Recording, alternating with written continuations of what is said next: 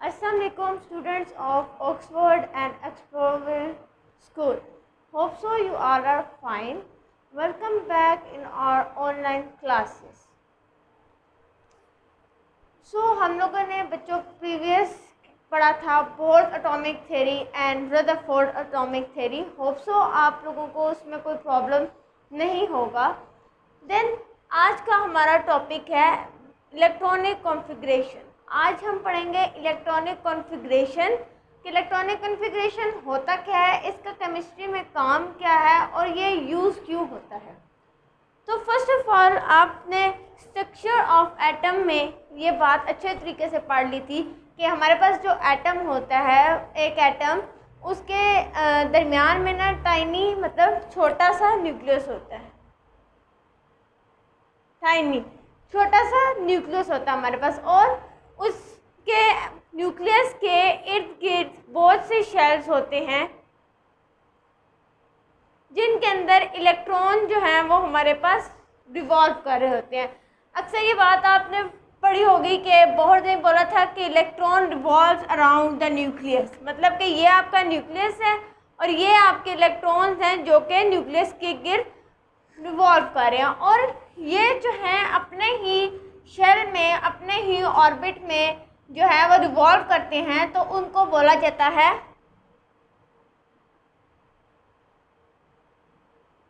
Energy level, मतलब कि हर orbit का फिक्स एनर्जी लेवल होगा.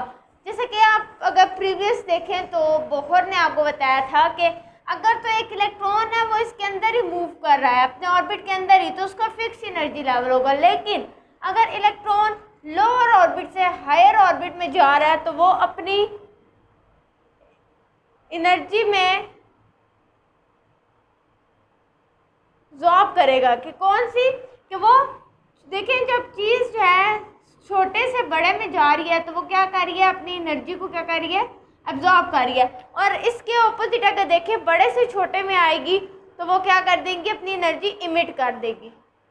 ये अकॉर्डिंग टू बोहर उसने बताया था. तो बिसाइड दिस अब हम चलते हैं सीधा इलेक्ट्रॉनिक कॉन्फ़िगरेशन पे. इलेक्ट्रॉनिक कॉन्फ़िगरेशन हमारे पास होती है बेसिकली, हमारे पास इलेक्ट्रॉनिक कॉन्फ़िगरेशन होती है distribution of electron into various shell and sub shell according to their increasing number is called electronic configuration. क्या मतलब कि हमारे पास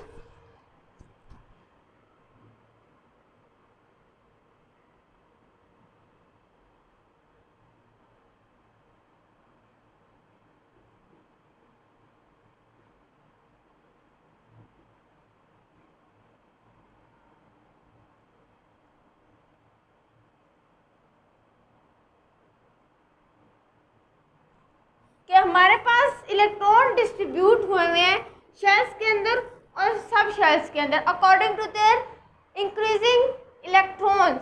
ठीक है, वो हमारे पास क्या कहलाता है, इलेक्ट्रॉनिक कॉन्फ़िगरेशन. अब फॉर एग्जांपल हम लोग यहाँ पे बना लेते हैं नाइट्रोजन 7 का एटम. ये न्यूक्लियस हो गया हमारे पास, फर्स्ट शेल, सेकेंड शेल. 7 है तो 1 2 3 4 5 6 और 7, ये हमारे पास न्यूक्लियस होगा. ठीक है, अब देखिए ये हमने एक क्या बना लिया, एटम बना लिया. अब ये हमारे पास एक एटम हो गया. अब देखिए ये वाला जो है फर्स्ट ऑर्बिट है, इसके अपना एनर्जी लेवल होगा, सेकेंड का वाले का जो है वो अपना एनर्जी लेवल होगा.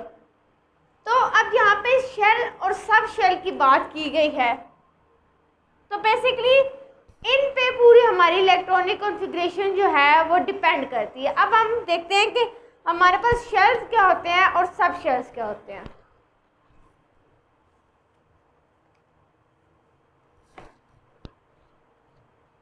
सबसे पहले हम लोग पढ़ते हैं शेल्स क्या होते हैं. अगर आपने बोहर एटॉमिक थ्योरी को अच्छे तरीके से पढ़ा हो तो अकॉर्डिंग टू बोहर से ये बात बोली थी कि हमारे पास जितने भी इलेक्ट्रॉन हैं एटम के अंदर वो रिवॉल्व करते हैं अराउंड द न्यूक्लियस, और इसके अलावा उनका एक के सर्कुलर पाथवे होता है जिसे हम लोग ऑर्बिट या शेल बोलते हैं। फॉर एग्जांपल ये जो दो इलेक्ट्रॉन है वो इसी ऑर्बिट के अंदर मूव कर रहे हैं, ना तो सेकंड ऑर्बिट में जा रहे हैं ना तो वो न्यूक्लियस के अंदर फॉल हो रहे हैं। तो मतलब ये क्या है, हमारे पास शेल है। बेसिकली ये हमारे पास शेल है। क्या, according to Bohr electron revolves around the nucleus in a circle orbit. अब देखिए ये सर्कल है, सर्कुलर पाथ में मूव कर रहे हैं, तो ये हमारे पास क्या होंगे, शेल बोलेंगे इन्हें, या फिर आप लोग इन्हें ऑर्बिट भी बोल सकते हैं। ठीक है, अब हम लोग पढ़ते हैं हमारे पास कौन कौन से शेल होते हैं या कितने कितने शेल होते हैं।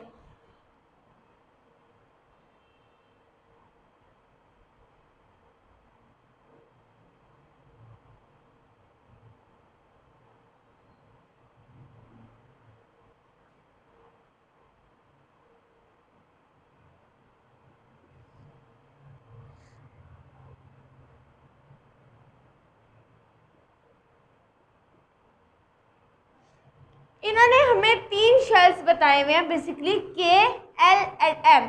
आपको पता है एन जो है वो नंबर ऑफ ऑर्बिट होते हैं हमारे पास, ये बात आपने याद रखनी है।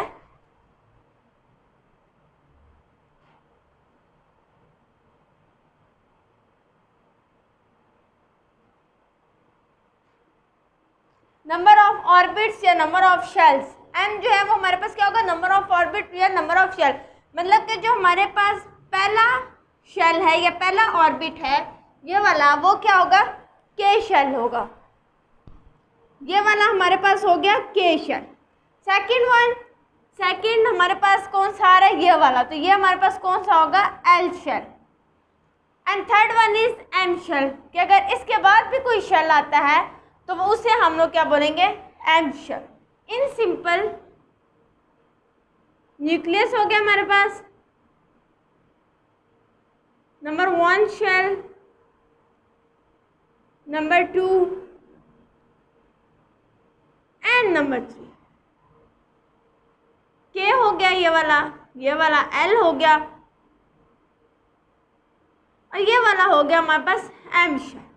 तो बेसिकली हमारे पास शेल वो होता है कि जिसके अंदर इलेक्ट्रॉन मूव कर रहे हो in a circular pathway with fix energy, उनकी फिक्स एनर्जी हो, तो वो हमारे पास क्या होते हैं, शेल होते हैं। Then we will talk about sub shells.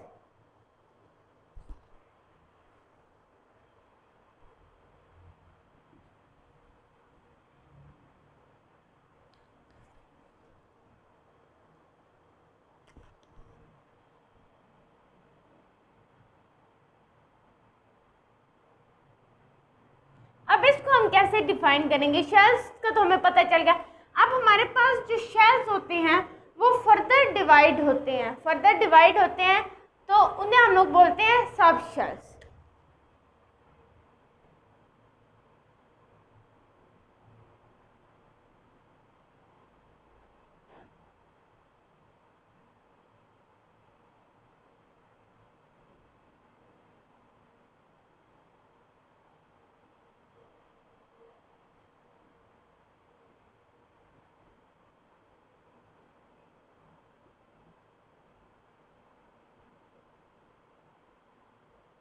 ये देखें कि हमारे पास शेल्स या जितने भी एनर्जी लेवल है या ऑर्बिट है वो हमारे पास जो है डिवाइड हुए होते हैं सब शेल्स में। अब सब शेल्स में कैसे डिवीजन होती है इनकी, मैं वो आपको बताऊंगी। एक टेबल बना लेते हैं हम छोटा सा यहाँ पे, ताकि क्लियरेंस हो जाए हमें।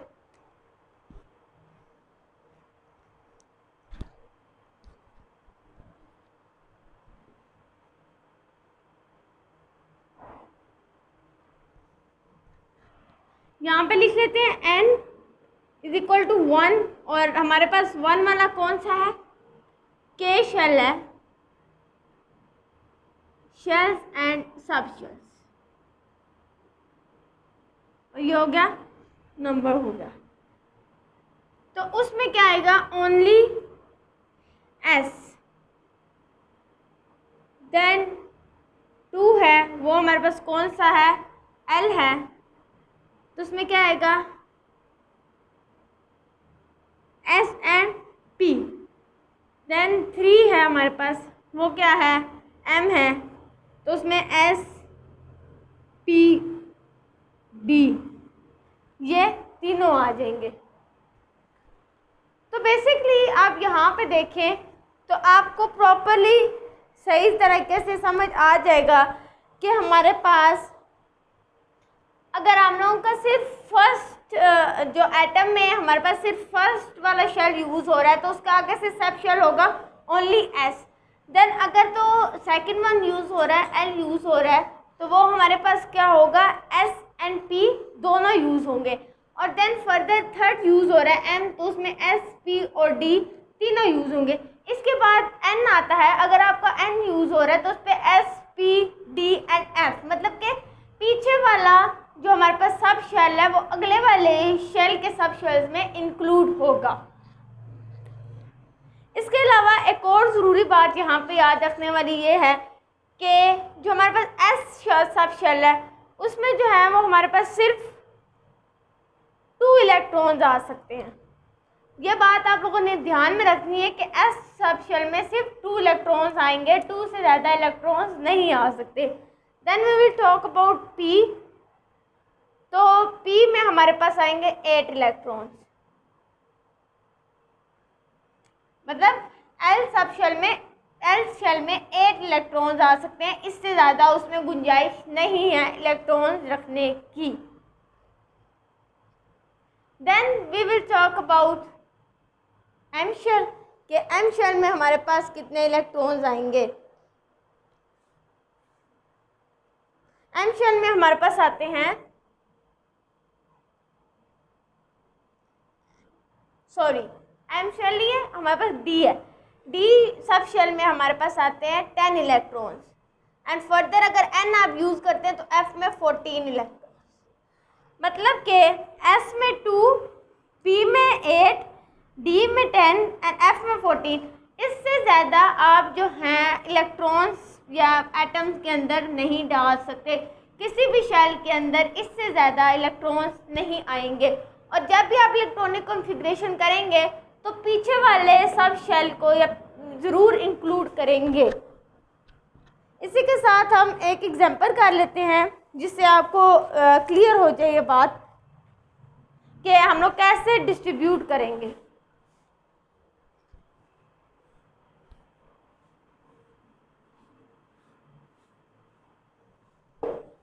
इलेक्ट्रॉनिक कॉन्फ़िगरेशन करते हैं हम लोग बोरॉन की। बोरॉन का एटॉमिक नंबर होता है 5। तो बेसिकली हम लोग सबसे पहले एटम बनाते हैं इसका। ये तो हो गया न्यूक्लियस हमारे पास, जिसके अंदर हमारे पास प्रोटॉन और न्यूट्रॉन होते हैं। देन ये हमारे पास कौन सी शेल है, नंबर 1 है K। K में हमारे पास कितने इलेक्ट्रॉन आएंगे, इलेक्ट्रॉनिक कॉन्फ़िगरेशन करेंगे सबसे पहले तो हमारे पास K में आपको पता है कितने इलेक्ट्रॉन्स आ सकते हैं। यहाँ पे लिखा हुआ है K में जो है वो S है और S में सिर्फ 2 इलेक्ट्रॉन्स आएंगे, तो हम लोग 1 एंड 2। अभी भी हमारे पास पीछे कितने 3 इलेक्ट्रॉन्स रिमेनिंग बचते हैं, तो उनको हम लोग लिख लेते हैं। अब हमारे पास L सब शेल है, L में अब हमारे पास S भी इंक्लूड होता है और P भी इंक्लूड होता है। तो मतलब अब हम लोग S के तो हम लोग लगा चुके हैं ऑलरेडी, अब हम लोग P में लगाएंगे। तो P में मैक्सिमम आते हैं 8 इलेक्ट्रॉन्स, लेकिन हमने कितने चाहिए 1, 2 एंड 3। ये देखिए 5 पूरे हो गया, 1, 2, 3, 4 एंड 5। अब इसकी इलेक्ट्रॉनिक कॉन्फ़िगरेशन हम लोग कर लेते हैं। फर्स्ट शेल है 1, उसका सब शेल क्या है S, तो 1s मतलब कि फर्स्ट हमारे पास ऑर्बिट में कितने इलेक्ट्रॉन्स आए हैं 2। देन हमारे पास हम लोग बात करते हैं देन आगे L सब शेल की, कि हमारे पास जो L सब शेल है उसके अंदर जो है वो कितने इलेक्ट्रॉन्स आते हैं। तो वो क्या है कि हमारे पास ये तो 1s2 हो गया। अब देखो वहाँ पे S हमने दोबारा लिया है, तो हम S को दोबारा से काउंट करेंगे तो क्या हो जाएगा 2s2। इस वजह से होगा क्योंकि ये हमारे पास सेकंड शेल है।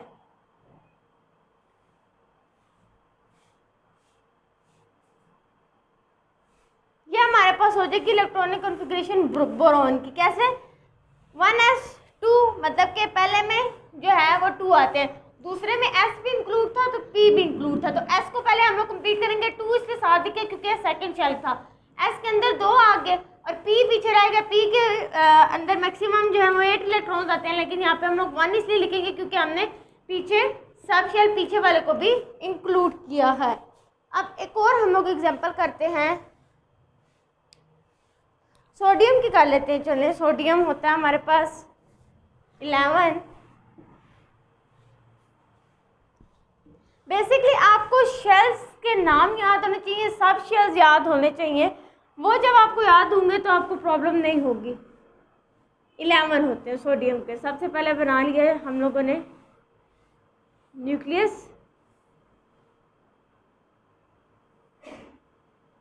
1 2, और फिर हम लोग बात करते हैं आगे 3 4 5 6 7 8 9 10। अब यहाँ पे आप देखें तो आपको क्लियर हो जाएगा कि हमारे पास जो एल शेल है उसमें सिर्फ 8 इलेक्ट्रॉन्स आए, लेकिन यहाँ पे अब हमारे 10 पूरे हो चुके हैं, 8 इसमें और 2 इसमें। तो हमारे पास बेसिकली हमने एम शेल भी बना लेना है जिसके अंदर हमारे पास 1 इलेक्ट्रॉन आएगा। हालांकि उसके अंदर हमारे पास sp_d, मतलब कि उसके अंदर 10 की टेंडेंसी है, लेकिन हम लोग फिर भी 1 इलेक्ट्रॉन लिखेंगे क्योंकि 11 हमने कंप्लीट करने हैं, ना कि हमने 11 से ज़्यादा कंप्लीट करना है। अब इसकी इलेक्ट्रॉनिक कॉन्फ़िगरेशन कैसे होगी? फर्स्ट शेल है, ठीक है, कि उसमें हमारे क्या आएगा 1s2, क्योंकि 2 आ सकते हैं। फिर सेकंड में हम लोग पिछले सब शेल को इंक्लूड करेंगे तो 2s के अंदर कितनी टेंडेंसी होती है? ओनली 2 की। देन आगे p की बात करेंगे तो p में होती है टेंडेंसी 6 की, और फिर आगे जब m की बात करेंगे तो m में क्या आ जाएगा? दोबारा से आ जाएगा 1 6 7 8 9 10 11। अब यहाँ पे जो p में हमने बोला था कि 8 इलेक्ट्रॉन है, तो वो उसके शेल की बात होती है, लेकिन जब इलेक्ट्रॉनिक कॉन्फ़िगरेशन करते हैं तो p में सिर्फ जो है वो 6 की टेंडेंसी होती है। अगर तो हम लोग पूरे ऑर्बिट में बात करें कितने इलेक्ट्रॉन्स आएंगे तो वो 8 होंगे, ठीक है। फॉर एग्जांपल आप ऐसे कर लें कि देखें 6 7 8 पूरे हो गए ना, है तो 8 की टेंडेंसी ना उसमें, तो ये क्या हो गया? पिछले सब शेल को इंक्लूड किया, इसलिए हम लोगों ने इसको स्प्लिट आउट कर दिया 8 को। इसमें कंफ्यूज नहीं होना कि यहाँ पे 8 लिखा हुआ है तो यहाँ पे 6 के ऊपर हम लोग p के ऊपर हम लोग 6 क्यों लिख रहे हैं, क्योंकि उसके 2 पहले s शेल में चले जा चुके थे।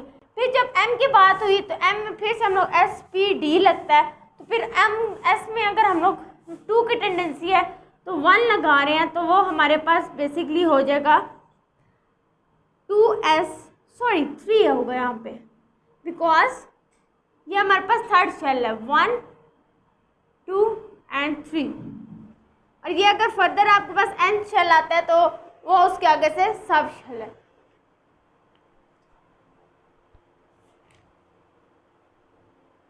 तो होप सो स्टूडेंट्स ये आपको क्लियर हो गया हो। तो अगर आपको इसमें कोई भी प्रॉब्लम होता है तो आप थ्रू व्हाट्सएप ग्रुप मुझसे पूछ सकते हैं। किसी भी किस्म का इश्यू होगा तो आपने इसमें शेल सब शेल में डिफरेंशिएट लाजमी याद करना है। इसके अलावा इलेक्ट्रॉनिक कॉन्फ़िगरेशन का प्रोसेस कैसे होता है वो याद करना है, एंड शेल सब शेल और कितने इलेक्ट्रॉन्स एक हमारे पास शेल के अंदर आ सकते हैं वो आपको याद होना चाहिए। फिर इसके अलावा भी अगर आप कुछ पूछना चाहते हैं या कोई आपको कन्फ्यूजन हो रहा है किसी चीज़ में तो आप मुझसे पूछ सकते हैं। Thank you so much.